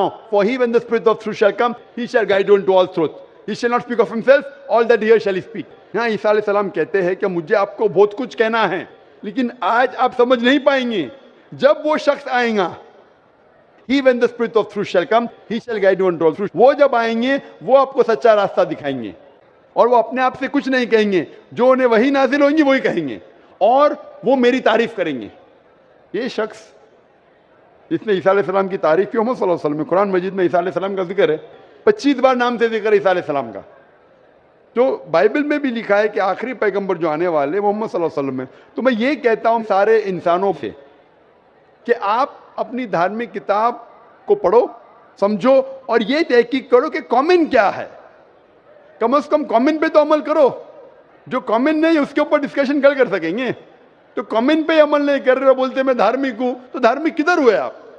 जो डिफरेंस है उसके ऊपर बाद में अमल करो। कॉमन लिखा हुआ है कि खुदा एक है, खुदा के कोई अक्स नहीं है, उसके अलावा किसी की इबादत नहीं करना चाहिए। आखिरी पैगंबर मोहम्मद सल्लल्लाहु अलैहि वसल्लम के ऊपर तो अमल करो। कॉमन लिखा है कि शराब मत पियो, कॉमन लिखा है औरतों को हिजाब करना चाहिए, बाइबल में भी लिखा है, वेद में भी लिखा है, कुरान में भी लिखा है। कॉमन ये लिखा है कि जुआ खेलना हराम है। ये सब जो कॉमन है, आप मेरी तकरीर सुनिए। इस्लाम और ईसाईयत में यकसानियत, इस्लाम और हिंदुइज्म में यकसानियत, इसके ऊपर अमल करो और इंशाअल्लाह इस पे अगर कम से कम अमल करेंगे तो दुनिया में शांति रहेंगी और असल भाईचारा रहेगा। Hope that answers the question. अब हम आते हैं फिर माइक नंबर 1 पर। वहां पर अगर कोई गैर मुस्लिम भाई हैं तो वो अपना सवाल कर सकते हैं माइक नंबर 1 से। मेरा नाम राकेश रंजन है, मैं कटिहार से हूँ। इस्लाम मेरे जहन में काफ़ी दिनों से है और मैं पीस टीवी कभी कभी देखा करता था और आपसे काफ़ी इंप्रेस हूँ। तो एक सवाल मेरे दिमाग में ये आ रहा है कि क्या इस्लाम कबूल करने पर शाकाहारी को क्या मांसाहारी होना जरूरी है? ये आम लोगों की जहन में है। भाई साहब का अच्छा सवाल है कि इस्लाम कबूल करने पे क्या शाकाहारी को मांसाहारी, वेजिटेरियन को नॉन वेजिटेरियन होना फ़र्ज है? नहीं भाई साहब, इस्लाम में गोश्त खाना फ़र्ज नहीं है। इस्लाम में एक इंसान अच्छा मुसलमान रह सकता है 100% शाकाहारी बनने के बाद भी। इस्लाम में फ़र्ज नहीं है। तो मैं ताहे दिल से इस्लाम को कबूल करना चाहता हूँ माशाअल्लाह, और खुदा की पनाहों में जीना चाहता हूँ माशाअल्लाह। आप मानते हैं कि खुदा एक है? जी हाँ। आप मानते हैं कि बुत परस्ती गलत है? गलत है। मूर्ति पूजा गलत है? एकदम गलत है। आप मानते हैं कि मोहम्मद सल्लल्लाहु अलैहि वसल्लम आखिरी पैगंबर है? जी हाँ। माशाअल्लाह। आपको कोई भी जबरदस्ती करे इस्लाम कबूल करने के लिए? जी नहीं, कोई जबरदस्ती नहीं, मैं अकेला हूँ। आप अपने मन से करना चाहते हैं? जी हाँ। आपको कोई भी जबरदस्ती नहीं कर रहा है? कोई जबरदस्ती नहीं। कोई भी रिश्वत नहीं दे रहा है? रिश्वत किस चीज़ क्या देगा? पूछ रहा हूँ क्योंकि जी नहीं। एक बार ऐसा हुआ था पूना के अंदर, माशाअल्लाह 19 लोग ने माशाअल्लाह इस्लाम कबूल किया। तो पुलिस जाके पूछी तो डॉक्टर साहब ने कितने डॉलर्स दिए आपको? तो इसीलिए मैं सब लोग के सामने, पुलिस के सामने ही पूछ रहा हूँ। तो हक की बात के लिए डर क्या? तो आप अपने दिल से करना चाहते हैं। और गोश्त खाना इस्लाम में फ़र्ज नहीं है। फ़राइज़ बहुत कम है इस्लाम में, फ़राइज़ और हराम बहुत कम है। लोग समझते बहुत चीज़ फ़र्ज है। और एक किताब है क्या, 70 मेजर सिन में, बड़े गुनाह 70। तो ये 70 चीज़ में 70 जो मेन फ़र्ज और हराम लिखा है उसके अंदर, कुल मिला के और हुई हैं, लेकिन मेन ये है। तो इसके अंदर कहीं भी नहीं लिखा है कि गोश्त खाना फ़र्ज है। लोग को ये गलत फहमी है कि मुसलमान को गोश्त खाना ही चाहिए। हाँ, इजाज़त है, इजाज़त वेद में भी है, इजाज़त कुरान में भी है। अगर आपको टेस्टी लगता है खाओ, नहीं टेस्टी लगता मत खाओ। आपको अगर पसंद नहीं आता मत खाओ। तो आप अपने खुश आवाज़ से इस्लाम कबूल करना चाहते हैं? जी हाँ। तो इंशाल्लाह मैं अरबी में कहूँगा और आप उसे दोहराइए। अशहदु असदु अल्लाह अल्लाह इलाहा इलाहा इल्लल्लाह इल्लल्लाह व अशहदु वसदु अन्ना अन्ना मुहम्मदन मोहम्मदन अब्दुहु अब्दुहु व रसूलुहु। वसलु। मैं शहादत देता हूँ मैं शहादत देता हूँ कि अल्लाह के अलावा कोई माबूद नहीं और मोहम्मद सल्लल्लाहु अलैहि वसल्लम उसके पैगंबर और बंदे हैं। माशाल्लाह आप मुस्लिम हो चुके और आप जिंदगी भर अगर शाकाहारी भी रहेंगे तो कोई हर्ज नहीं है। Thank you. गोश्त खाना फ़र्ज नहीं है। और अल्हम्दुलिल्लाह आप कुरान मजीद का तर्जुमा पढ़िए। और मैं ऑर्गेनाइज से दरख्वास्त करूँगा कि जितने भी गैर मुसलमान जो इस्लाम कबूल कर रहे हैं और नहीं भी कबूल कर रहे, सब लोग को हो सके तो इंशाअल्लाह तर्जुमा दीजिए कुरान मजीद का और उनको पढ़ने दीजिए। और इंशाअल्लाह मैं दुआ करूँगा अल्लाह सुब्हानहू तआला से कि आपको और हिदायत दे और इस दुनिया और आखिरत में सबसे बेहतरीन ज़िंदगी दे। धन्यवाद। आईन जवां मर्दां हक गोई व बेबाकी, आईन जवां मर्दां हक गोई व बेबाकी, अल्लाह के शेरों को आती नहीं रुबाही। अगला सवाल माइक नंबर 2 से। वहाँ पर अगर कोई गैर मुस्लिम भाई मौजूद हैं तो अपना सवाल कर सकते हैं माइक नंबर 2 से। डॉक्टर साहब को मेरा एवं सभी मोमिनों को मेरा सत सत नमन। पीने का क्या मज़ा है जो छुप छुप के पी गई, इस्लाम नाम जाम की है इसे सबको दिखा के पी। पीते हैं लोग अक्सर बोतल की ये शराब। ऐसा है डॉक्टर साहब, मैं अपने आप से बोल रहा हूँ, मैं अपने आप से बोल रहा हूँ। पीते हैं लोग अक्सर बोतल की ये शराब, हब्सों की आग को दिल से बुझा के पी। इसीलिए मैं आपके प्यार में और आपके प्यार ने कहीं हमारी जन्मभूमि समस्तीपुर डिस्ट्रिक्ट के दलसिंह सराय प्रखंड में एक छोटा सा पार पंचायत है, उस पंचायत का मैं निवासी, मेरा नाम जानकी दास, उतना दूरी से खींच लाया। धन है यह किशनगंज की धरती और मैं अपने मर्जी से सच्चे मन से इस्लाम धर्म कबूल करूंगा। मैं अल्लाह सुब्हानहू तआला का शुक्रगुजार हूँ कि अल्लाह ने आपको हिदायत दी और हिम्मत भी दी कि इतने बड़े मजमे में चुपके ने डंकी की चोट पे कहा कि मैं इस्लाम कबूल करना चाहता हूँ। वो शायरी जो आपने मारी शराब के बारे में, उसको ज़रा टर्न करूँगा। कुरान में लिखा है कि आखिरत जन्नत में भी आपको शराब मिलेंगे, लेकिन वो दुनिया की जैसी शराब नहीं रहेंगी, वो शराब में नशा नहीं रहेगा। आप वैसी शराब अगर खुल के पिएंगे जन्नत में इंशाअल्लाह, वो शराब जिसमें नशा नहीं रहेगा। अल्हम्दुलिल्लाह मैं आपकी हिम्मत को दाद देता हूँ। अब भाई साहब पूछना चाहता हूँ कि आप मानते हैं कि खुदा एक है? जी। आप मानते हैं कि बुत परस्ती मूर्ति पूजा गलत है? जी गलत है। आप मानते हैं कि मोहम्मद सल्लल्लाहु अलैहि वसल्लम आखिरी पैगंबर है? जी। आप अपने मन से कबूल करना चाहते हैं इस्लाम? जी। आप पे कोई भी दबाव है? कुछ नहीं। कोई भी आपको रिश्वत दे रहा है? कुछ नहीं। आप अपने खुले मन से इस्लाम कबूल करना चाहते? जी बिल्कुल इंडिपेंडेंट। तो इंशाअल्लाह मैं अरबी में कहूँगा और आप उसे दोहरा सकते। अशहदु अल्लाह इलाहा इल्लल्लाह व अशहदु अन्ना मुहम्मदन अब्दुहु व रसूलुहु। मैं शहादत देता हूँ कि अल्लाह के अलावा कोई माबूद नहीं और मोहम्मद सल्लल्लाहु अलैहि वसल्लम उसके पैगंबर पैगंबर और बंदे हैं। बंदे हैं। माशाल्लाह, आप मुसलमान हो चुके। और इंशाअल्लाह अल्लाह सुब्हानहू व तआला से दुआ करता हूँ कि आपको इंशाअल्लाह इस ज़िंदगी और आखिरत में भी सबसे बेहतरीन ज़िंदगी दे। और मैं दुआ करता हूँ कि आपको और हिदायत दे और आपके ज़रिए आपके और दोस्तों पड़ोसी को इंशाअल्लाह हक के रास्ते पे लेके आए। डॉक्टर साहब एक मिनट, मेरा नाम जानकी दास है, तो मैं अब से अपना नाम क्या रखूं? भाई साहब ने कहा कि मैं उनके लिए नाम दूं, जो नाम अभी जो जहन में आ रहा है कि आप अपने आप को उमर कह सकते हैं। उमर। दाराओ सिकंदर से वो मर्द फ़कीर ओला, दाराओ सिकंदर से वो मर्द फ़कीर ओला हो जिसकी फ़कीरी में बू असदुल्लाही। जो भी इंसान हक़ को जानने के लिए और हक़ को पाने के लिए जुर्रत व हिम्मत से काम ले, यकीनन वो इंसान काबिल मुबारकबाद है। हम उनको मुबारकबाद पेश करते हैं। हम चलते हैं माइक नंबर 4 पर। वहाँ पर अगर कोई गैर मुस्लिम खातून, गैर मुसलमान बहन हैं, वो सवाल करना चाहती हैं तो अपना सवाल कर सकती हैं माइक नंबर 4 से। हेलो जी डॉक्टर साहब, मैं पूछना चाहती हूँ कि अगर कहीं दिखाई देता है कि कोई एक्सीडेंट में अगर कोई मारा जाता है बुरी तरह से, तो कहा जाता है कि उसे उसका कर्मों का फल मिला है। लेकिन अगर कोई 2 महीने का या 1 महीने का बच्चा मर जाता है तो उसको कैसे उसका कर्मों का फल मिला? क्योंकि उसको अभी अभी इस पृथ्वी पर आया है, तो फिर कैसे उसको कर्मों का फल मिला है? बहन का सवाल है कि अगर कोई इंसान एक्सीडेंट में मारा जाता है तो बोलते हैं कि उसे कर्मों का फल मिला है। अगर एक 2 दिन या 2 महीने का बच्चा अगर मर गया तो उसे कैसे कह सकते हैं कर्मों का फल? ये सवाल एक अहम सवाल था। और आप देखेंगे धार्मिक किताब चाहे कुरान या वेद में, कुरान में लिखा है कि इंसान इस दुनिया में आएंगे, इस दुनिया में जिएंगे और ये दुनिया आपके लिए इम्तिहान है। फिर आप मर जाएंगे, फिर आपकी अगली ज़िंदगी आखिरत में होंगी।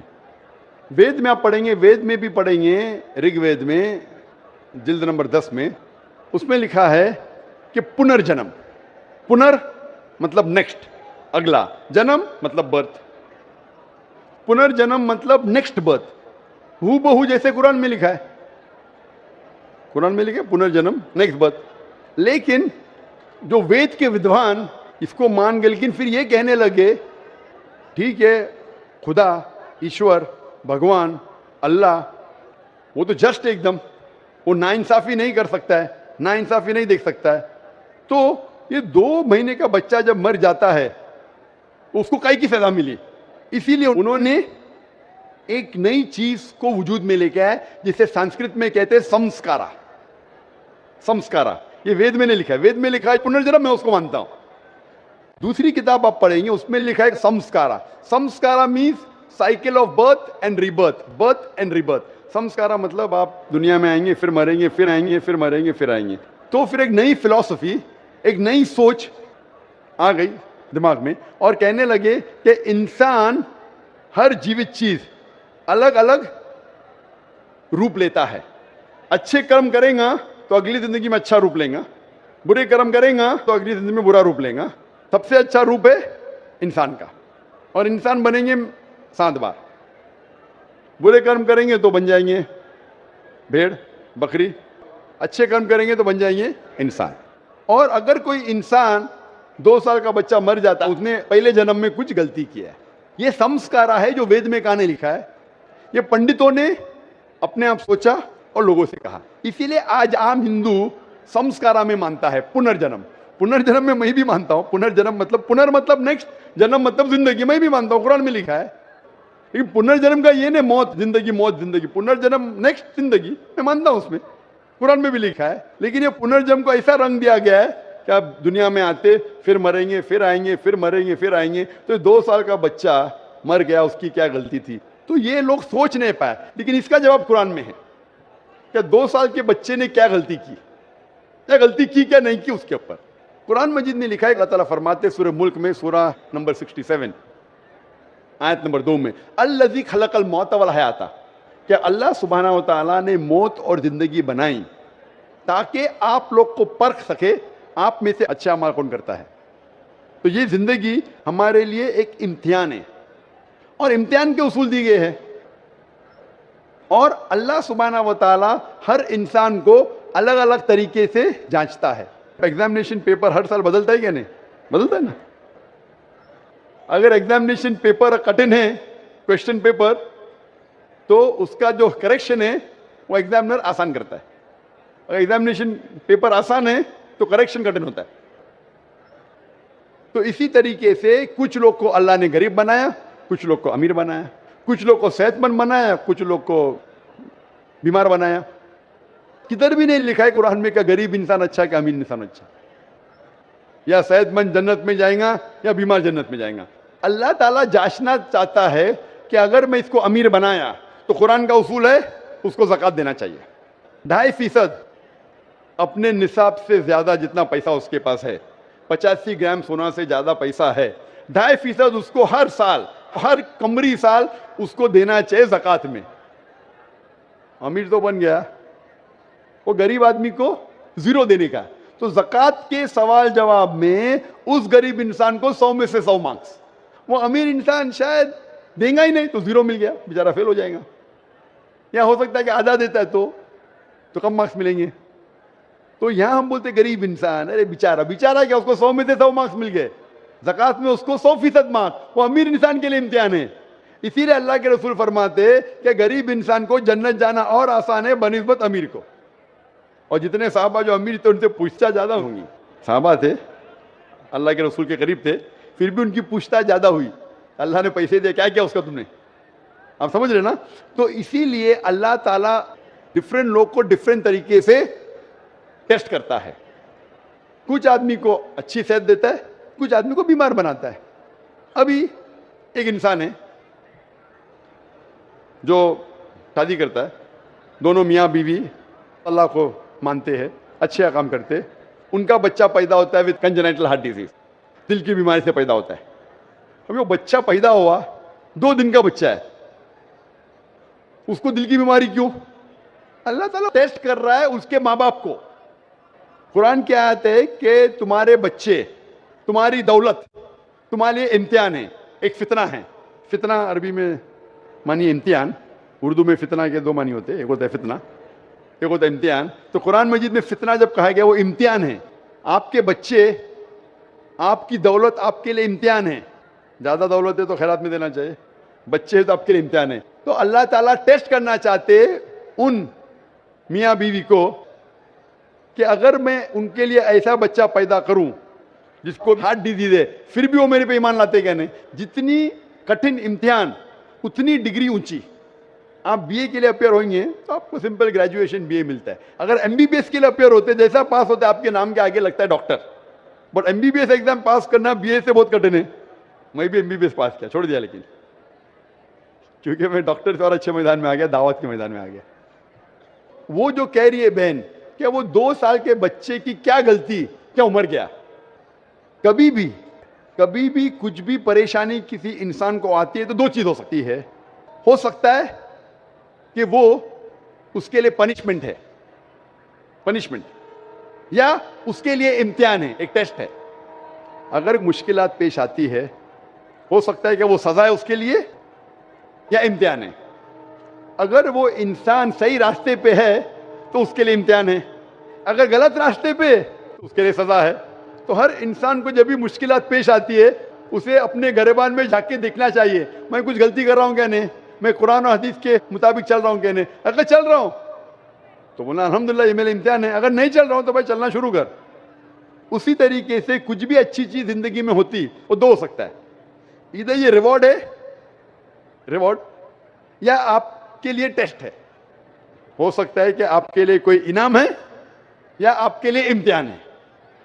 तो ये जो टेस्ट होता है, एक इंसान कार एक्सीडेंट में मर जाता है तो अल्लाह ताला बोलता है ये इंसान का टेस्ट है 40 साल के लिए। 40 साल जो पूरा हो जाता है उसका टेस्ट खत्म, घंटी बज जाती, वो एक्सीडेंट में मर गया। वो बच्चे का इम्तिहान 2 साल के लिए था, वो बच्चा मासूम है, कुछ गलती नहीं, जन्नत में जाएगा। टेस्ट था उसके वालिदैन के लिए, उसके माँ बाप के लिए, कि माँ बाप जब 2 साल का बच्चा मरता है फिर भी अल्लाह पर यकीन रखते क्या नहीं। तो वो बच्चा अगर कोई गुनाह नहीं करता वो डायरेक्ट जाता है जन्नत में। वो माँ बाप का टेस्ट है कि वो बच्चा मरने के बाद फिर भी अल्लाह पे यकीन रखते हैं क्या नहीं। तो वो उनके लिए इम्तिहान है। किधर भी नहीं लिखा है कुरान या हदीस में कि अगर वो बच्चा 2 साल का है कि उसके लिए सजा है। वो सजा किधर? उसका इम्तिहान खत्म हो गया, 2 साल तक इम्तिहान था, टेस्ट पेपर खत्म। और हर बच्चा जब पैदा होता है वो मासूम होता है। बच्चा अगर मरा तो इंशाल्लाह वो जन्नत में जाएगा। बड़े होने के बाद जब अल्लाह आपको ज़हन देता है, आपको सोचने की कुव्वत देता है, आप डिसीजन खुद ले सकते हैं, फिर अगर आप गलती किए तो आप जिम्मेदार है, अगर अच्छे काम किए तो आप जिम्मेदार है। इसीलिए जब आप बालिग होते हैं तो फिर आप पे जिम्मेदारी होती है कि आप अल्लाह सुब्हाना व तआला, खुदा, ईश्वर की बात पे अमल कर रहे हैं क्या नहीं। आज इतना बड़ा मजमा है माशाअल्लाह, लाखों लोग, 5 लाख 10 लाख कितने पता नहीं, लेकिन माशाअल्लाह हज़ारों की तादाद में गैर मुस्लिम भी है, हज़ारों की तादाद में गैर मुसलमान भी है। आपने मेरा पैगाम सुना, अभी आप जब घर जाएंगे तो आपसे पूछ भी होंगी ना ऊपर से कि आपने पैगाम सुना, अमल किया कि नहीं। अगर पैगाम सही नहीं लगा तो सवाल क्यों नहीं पूछे, अगर सही लगा तो अमल क्यों नहीं किए। तो उस तरीके से अल्लाह ताला इम्तिहान लेता है लोग का। अगर पैगाम सुनने के बाद फिर भी आप अमल नहीं करें तो आखिरत में आप जवाब क्या देंगे? आप ये नहीं बोल सकते ना मुझे किसी ने नहीं कहा। वो था एक जाकिर आदमी जो था, मुंबई से आया था, उसने तो कहा, तो आपने क्यों नहीं उसके ऊपर अमल किया? अगर उसका पैगाम गलत था तो क्यों नहीं उसे पूछा? तो मैं मेरा पैगाम पहुंचाने के अलावा आपको मौका देता हूं भाई पूछने के लिए, आप पूछ सकते। तो मेरी जिम्मेदारी पूरी। फज़क्किर इन्नमा अंत मुज़क्किर, अल्लाह ताला कहते हैं कि रसूल से, चैप्टर नंबर 88 सूरह गाशिया में वर्स नंबर 21-22, फज़क्किर इन्नमा अंत मुज़क्किर, आपका काम है पैगाम पहुंचाना, हिदायत देना अल्लाह के हाथ में, तो मैं सिर्फ पैगाम पहुंचा रहा हूं। तो उस बच्चे की कोई गलती नहीं, ना उसने कुछ गुनाह किया, वो टेस्ट है, इम्तिहान है उसके वालिदैन के लिए। जिस तरीके से कुरान में कहा गया है कि आपके बच्चे, आपकी दौलत आपके लिए इम्तिहान है। खूब ध्यान से क्वेश्चन। डॉक्टर साहब, मैं बंगाल से हूँ और मुर्शिदाबाद जिला से हूँ। मैं अपने मन से इस्लाम को कबूल करना चाहता हूँ।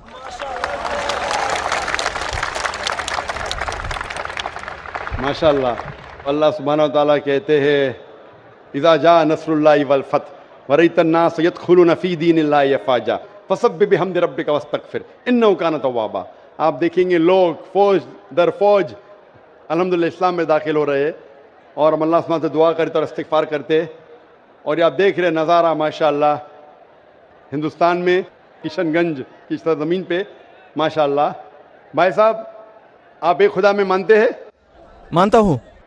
आप मानते हैं कि बुत परस्ती गलत है? गलत है। आप मानते मूर्ति पूजा गलत है? गलत है। आप मानते हैं कि मोहम्मद सल्लल्लाहु अलैहि वसल्लम आखिरी पैगंबर है? मानता हूँ। आप पर कोई भी जबरदस्ती करे इस्लाम कबूल करने के लिए? नहीं, नहीं डॉक्टर साहब। आप पे कोई भी दबाव है इस्लाम कबूल करने के लिए? नहीं डॉक्टर साहब। आप अपने मन से करना चाहते हैं इस्लाम कबूल? अपने मन से करना चाहता हूँ। आप पे कोई भी प्रेशर नहीं? कोई प्रेशर नहीं है। जैसा मैंने कहा कि जबरदस्ती किसी को इस्लाम कबूल कराना इस देश में हराम है। इस्लाम या कोई भी मजहब में जबरदस्ती करना हराम है इस देश में। और इस्लाम धर्म में भी, इस्लाम मजहब में भी किसी को मुसलमान ज़बरदस्ती बनाना गलत है। तो आप अपने मन से करना चाहते भाई साहब? मैं अपने मन से पूरे होशो हवास से। माशाल्लाह। तो इंशाल्लाह मैं अरबी में कहूँगा और आप उसे दोहराइए। ठीक है। अशहदु अशहदु अल्लाह अल्लाह इलाहा इलाहा इल्लल्लाह इल्लल्लाह व अशहदु अशहदु अन्ना अन्ना मुहम्मदन मुहम्मदन अब्दुहु अब्दुहु व रसूलुहु रसूलुहु। मैं शहादत देता हूँ कि अल्लाह के अलावा कोई माबूद नहीं और मोहम्मद सल्लल्लाहु अलैहि वसल्लम उसके पैगंबर और बंदे हैं। माशाल्लाह, आप मुसलमान हो चुके। और डॉक्टर साहब, जी हाँ बोलिए। मेरा एक मन की ख्वाहिश है जी हाँ कि मैं आपके हाथ से कुरान शरीफ को पाना चाहता हूँ। इंशाल्लाह। आप कौन सी जबान में महारत रखते भाई साहब? बंगाली या बंगाली का? हाँ, बंगाल का हूँ। बंगाल का। तो बंगाली में महारत रखते? हाँ। मैं दरखास्त करूंगा अगर कोई वॉलंटियर्स बंगाली का तर्जुमा ला सकेंगे, बंगाली और हिंदी का तर्जुमा कुछ चंद ला सकेंगे वॉलंटियर्स। भाई साहब, आप आगे आ सकते हैं? हाँ, आ सकता हूँ। हाँ। जब तक आप आगे आएंगे इंशाल्लाह सवाल जवाब के सेशन को बढ़ाते रहेंगे। हाँ, ठीक है। है। मैं दरखास्त करता हूँ वॉलंटियर से, अगर बंगाली और हिंदी का तर्जुमा यहाँ ला के स्टेज पे देंगे तो इंशाल्लाह मैं ये नौ मुस्लिम को पेश कर सकूंगा। सर, मैं आपके पास जाना हूँ। जी हाँ भाई साहब। अब हम चलते हैं माइक नंबर 1 पर। वहां पर अगर कोई गैर मुस्लिम भाई है तो वो अपना सवाल कर सकते हैं। माइक नंबर 1 से। सिख धर्म में पुनर्जन्म माना जाता है, हिंदू धर्म में भी पुनर्जन्म माना जाता है, क्या इस्लाम धर्म इसको मानती है? मैं प्रितपाल सिंह सिलीगुड़ी से आया हूँ, आपसे जिज्ञासा रखता हूँ। भाई साहब ने सवाल पूछा है कि सिख धर्म पुनर्जन्म में मानता है, हिंदू धर्म मानता है, क्या इस्लाम धर्म मानता है। भाई साहब आप लेट आए जरा इधर। नहीं, सवाल जवाब के पहले सेशन से है क्या? आपने तकरीर में इसका जवाब दे दिया है, लेकिन फिर भी जिज्ञासा है। तो मैंने पूरा जवाब दिया। किस पॉइंट पे जिज्ञासा है आपको? क्या मैंने कहा पुनर का मतलब नेक्स्ट, जन्म मतलब बर्थ, नेक्स्ट बर्थ। इस्लाम भी इसमें मानता है कि इस दुनिया के बाद हम नेक्स्ट दुनिया में आएंगे। ये वेद कहता है, इसमें मुझे कोई डाउट नहीं, कोई शक नहीं। लेकिन ये जो वजूद में आया संस्कारा, इसका जिक्र वेद में नहीं है। ये हिंदू पंडितों ने कहा संस्कारा के बारे में, क्योंकि वो ये नहीं समझा सकते थे कि लोग क्यों गरीब पैदा होते, क्यों लाचार पैदा होते, क्यों कंजेनिटल हार्ट से। तो ये नहीं पता होने की वजह से फिलॉसफी वजूद में आई। लेकिन वेद में सिर्फ लिखा है पुनर्जन्म, जो कुरान में लिखा है, सिख धर्म में लिखा है, मुझे कोई इतराज नहीं। लेकिन ये मानना कि बर्थ फिर डेथ, फिर बर्थ फिर डेथ, फिर बर्थ फिर डेथ, ये साइंटिफिकली मुमकिन ही नहीं है। I can give you another quotation why it's not possible. आप समझ रहे ना? तो किस लॉजिक पे आप संतुष्ट नहीं है? मैं आपसे ये जानना चाहता हूँ कि जैसे सिख धर्म में ये माना जाता है कि किसी व्यक्ति की मृत्यु हुई है, वो कहीं ना कहीं फिर जन्म लेगा, क्या इस्लाम इसको मानती है? नहीं, कहीं ना कहीं नहीं, सिर्फ एक जगह लेंगे, आखिरी, नेक्स्ट जिंदगी। और यही सही मानों में वेद में लिखा है, पुनर्जन्म नेक्स्ट जिंदगी। कहीं ना कहीं यहाँ पैदा हुआ, अमेरिका में करेंगे, बिल्कुल किधर भी वेद में नहीं लिखा है। वेद में कहीं नहीं लिखा है। ये पंडितों ने अपनी तरफ से पेश किया है। पुनर्जन्म जो कुरान में है और वेद में है, उसके मानी नेक्स्ट लाइफ हम मानते हैं। लेकिन कहीं ना कहीं यहाँ लेंगे नहीं, एक ही जगह आखिरत में। और क्योंकि साइंटिफिकली ये लोग जो कहते संस्कारा, क्या आप अच्छे काम करेंगे तो आप स्वर्ग में जाएंगे, अच्छे काम करेंगे तो अगले जन्म में आप इंसान बनेंगे, बराबर कि नहीं? स्वर्ग में जाएंगे तो आने की जरूरत क्या? फिर स्वर्ग में रहना अच्छा ना, धरती पे क्यों आएंगे? फिर कुछ मतलब में स्वर्ग में जाके फिर वापस आते। अगर स्वर्ग में जाके इनाम मिल गया तो यहाँ वापस क्या आते? अगर नर्क में गए तो वापस यहाँ जिंदगी में आके फायदा क्या? अगर आपको सजा मिल गई तो यहाँ फिर आप आके क्यों कुत्ता बिल्ली बनते? अगर आप देखेंगे आज दुनिया में क्राइम बढ़ रहा है क्या घट रहा है? बढ़ रहा है। बढ़ रहा है, आप मानते ना? मैं भी मानता हूँ। ये जो फिलॉसफी संस्कारा की, अगर बुरे काम करेगा इंसान तो अगले इसमें वो बनेगा लेस, अच्छे काम करेगा तो बनेगा इंसान। क्राइम जब बढ़ रही है, इंसान की तादाद बढ़ रही है क्या घट रही है? मेरे समझ से तो घटनी चाहिए, लेकिन नहीं घट रही है। उसका मतलब लॉजिक गलत है ना आपकी? जी हाँ, बराबर। तो ये लॉजिक है ना, आप मान गए तो कबूल करो। अभी जो पुनर्जन्म है वेद में, सिखिज्म में, इस्लाम में यकसा है। क्या अगले बार जिएंगे, एक बार मरेंगे, अगली बार आपका हिसाब किताब होगा, डे ऑफ जजमेंट। और फिर आप हिसाब किताब के हिसाब से जैसे आपने अमाल किए, जैसे आपने कर्म किए इस दुनिया में, उस तरीके से आप स्वर्ग या नरक में जाएंगे। Hope the answer the question. अब हम चलते हैं माइक नंबर 3 पर। वहां पर अगर कोई गैर मुस्लिम भाई मौजूद हैं तो अपना सवाल कर सकते हैं माइक नंबर 3 से। আমি গৌতম কুমার সিংহ বলছি, বসরা থেকে এসেছি, উত্তর দিনাজপুর জেলা করণদিঘি থানা থেকে। আমার প্রশ্ন হচ্ছে, মুসলমান হলে কি গোমাংস খেতে হবে? মানে ব্যাপারটা হচ্ছে, এই প্রশ্নটার উত্তর আমি আগে পেয়ে গেছি। দ্বিতীয় প্রশ্ন হচ্ছে, মুসলমান হলে কি খাতনা করতেই হবে? যদি না খাতনা করি এবং গোমাংস খাই তাহলে কি মুসলমান হতে পারবো না? उनका सवाल था कि अगर कोई मुसलमान हुआ तो उसके लिए क्या गाय का गोश्त खाना ज़रूरी है? एक सवाल। और दूसरा सवाल उनका था कि मुसलमान होने के बाद क्या उसको खतना करना ज़रूरी है? ये दो सवाल। मैं बंगाली नहीं जानता हूँ, लेकिन सवाल समझ गया। खतना समझ गया, गाय गोश्त समझ गया। मेरे बंगाली टीवी के ऊपर डबिंग आती, लोग समझते बंगाली जानता हूँ मैं, लेकिन ये सवाल समझ गया मैं, अल्हम्दुलिल्लाह। भाई साहब का सवाल है कि मुसलमान बनने के लिए क्या गाय का गोश्त खाना ज़रूरी है और ख़तना करना ज़रूरी है क्या? ये पहला सवाल मैं जवाब दे चुका हूँ कि गाय का गोश्त खाना फ़र्ज़ नहीं है। अगर आपको पसंद है तो खा सकते, नहीं पसंद तो नहीं खाइए, फ़र्ज़ नहीं है। आप एक 100% अच्छे मुसलमान बन सकते शाकाहारी होने के बाद भी, फ़र्ज़ नहीं है। जहाँ तक कि दूसरा सवाल है कि खतना करना ज़रूरी है, खतना करना एक अहम सुन्नत है, सुन्नत मौक़िदा है, अच्छी बात है। लेकिन अगर कोई ये कहता है कि अगर मैं खतना नहीं करूँ तो मुसलमान बन सकता हूँ, हाँ बन सकते हैं। खतना करना अच्छी बात है, उससे कई फ़ायदे हैं। मैं मेडिकल डॉक्टर हूँ, उससे कैंसर ऑफ पीनस नहीं हो सकता है, उसमें फाइमोसिस नहीं हो सकता है, कई अच्छी चीज़ें हो सकती है, कई फ़ायदे हैं। लेकिन फिर भी अगर कोई इंसान डरता है और कहता है कि मैं खतने की वजह से अगर इस्लाम नहीं कबूल करना चाहता हूँ, क्या मैं इस्लाम कबूल कर सकता हूँ? कर सकते हैं। आप विदाउट खतना करके भी इस्लाम कबूल कर सकते, कम से कम इंशाल्लाह शिर्क से बचेंगे। भाई साहब, क्या सर? आप क्या इस्लाम कबूल करना चाहते? सर हम सोचेंगे सर। सोचेंगे? है सर। सोचिए, और जब यकीन आ जाएगा खुदा एक के, उसके अलावा कोई माबूद नहीं, और जब यकीन आ जाएगा मोहम्मद सल्लल्लाहु अलैहि वसल्लम आखिरी पैगंबर, तो इंशाल्लाह आप उस इरादे को अमल में ला सकते हैं।